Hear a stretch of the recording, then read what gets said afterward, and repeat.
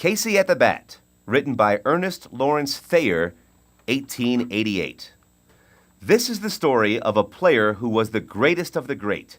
He stood head and shoulders above all other players, a giant, a tower of strength, and a true pillar to his team. Strong as an ox, endowed with a winning smile and the abilities of 10 lesser men, he was adored by many a fan.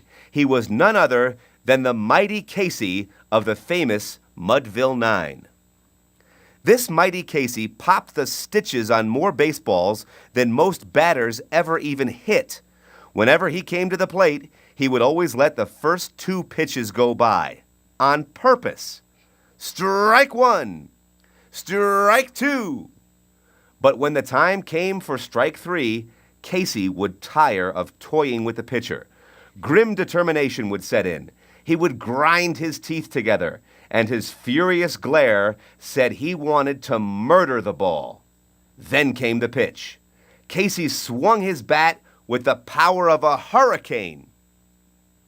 When Casey's bat connected with the ball, hats blew off from shock, and everyone ducked down low. Terrified birds flapped, and people's peanuts flew out of their bags. If the ball didn't simply explode into a small cloud of horsehide flakes, it was found far outside the stadium. When it was found at all, it wasn't hard to prove which balls were from the mighty Casey's hits. They'd be completely flattened by his mighty bat. Casey was great, but his team as a whole was a different story. Poor Flynn was always getting the bat tangled in his oversized mustache. The bat would spin in the wind, and confused Flynn would take off like an airplane. And as for Jimmy Blake, his nickname was Cake because he always crumbled on the plate. A favorite trick among other players was to stick a match in Jimmy Blake's shoe while he was at bat. Then they'd light it to wake him up. Blake got his only hits when his shoe was on fire. Mighty Casey was the hero of the team that fateful season when the Mudville 9 tied for first place. Ah, yes, it was a proud team, a little shaky if it weren't for Casey, but a mighty proud team just the same. Proudest of all, of course, was Casey himself. It was the day of the great championship game. I'll tell you the story as it was told to me.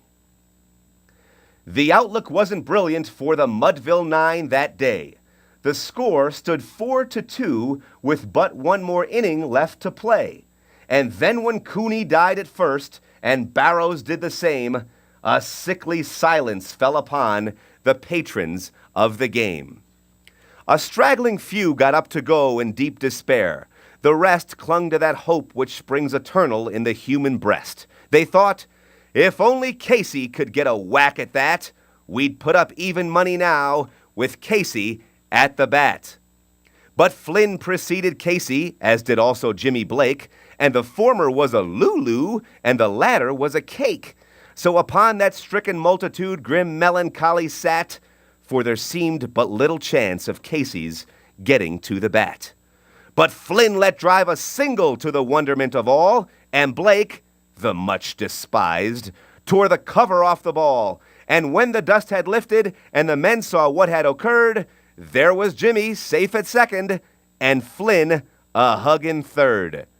Then from 5,000 throats and more there rose a lusty yell. It rumbled through the valley and it rattled in the dell. It knocked upon the mountain and recoiled upon the flat. For Casey, mighty Casey, was advancing to the bat. There was ease in Casey's manner as he stepped into his place. There was pride in Casey's bearing and a smile on Casey's face. And when responding to the cheers, he lightly doffed his hat. No stranger in the crowd could doubt 'twas Casey at the bat. 10,000 eyes were on him as he rubbed his hands with dirt. 5,000 tongues applauded when he wiped them on his shirt. Then while the writhing pitcher ground the ball into his hip, defiance gleamed in Casey's eye. A sneer curled Casey's lip. And now the leather-covered sphere came hurtling through the air, and Casey stood a-watching it in haughty grandeur there.